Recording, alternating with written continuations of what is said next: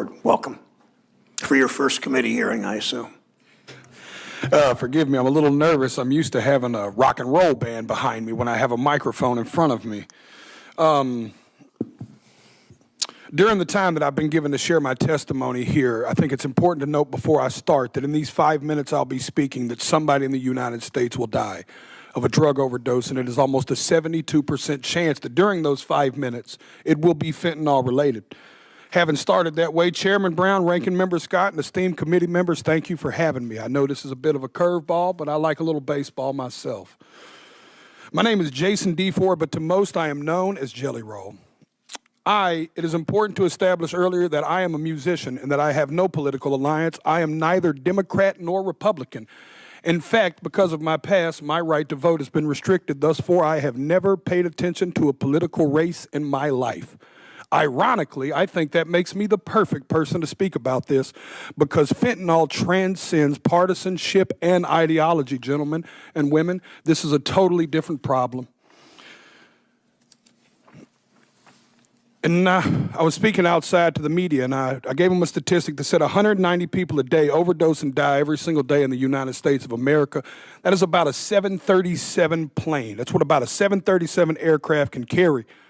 Could you imagine the national media attention it would get if they were reporting that a plane was crashing every single day and killing 190 people?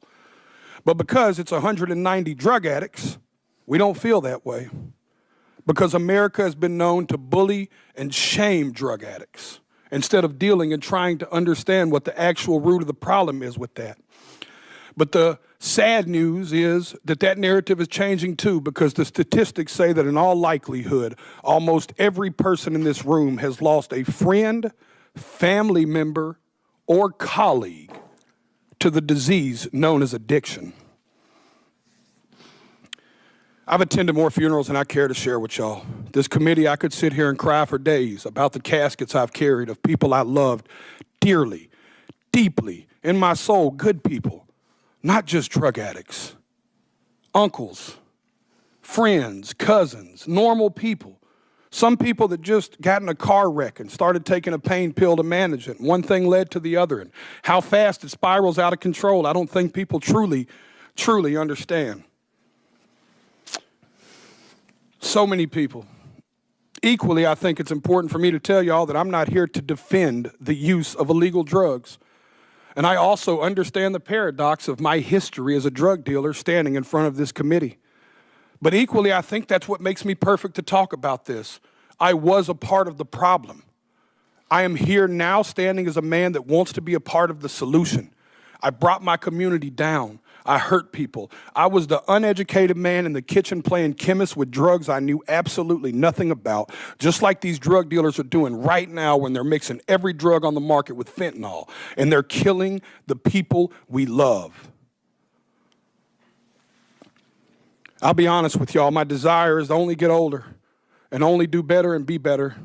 I believed when I sold drugs genuinely that selling drugs was a victimless crime. I truly believe that, y'all. My father always told me what doesn't get you in the wash will get you in the rinse. Now I have a 15-year-old daughter whose mother is a drug addict. Every day I get to look in the eyes of a victim in my household of the effects of drugs. Every single day. And every single day I have to wonder, if me and my wife, if today will be the day that I have to tell my daughter that her mother became a part of the national statistics. History repeats itself, gentlemen. Even in the 1990s, crack cocaine had long made its way into my middle lower class neighborhood.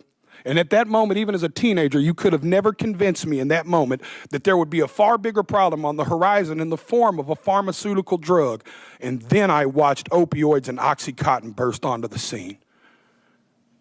I'm here to tell y'all that fentanyl is going to make the Sackler family look like saints. And I want to let y'all sit with that for a second.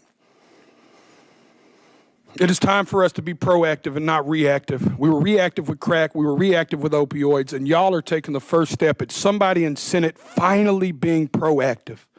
I truly believe in my heart that this bill will stop the supply and can help stop the supply of fentanyl. But in part of being proactive, gentlemen and women and ladies, I have to be frank and tell y'all that if we don't talk to the other side of Capitol Hill and stop the demand, we are going to spin our tires in the mud. Y'all are taking the first step, but I encourage you to take it outside of this room and you take it to your colleagues and your constituents and you give them the most that you can. I know I've got a few seconds here, and Senator Brown said I may or may not go over. All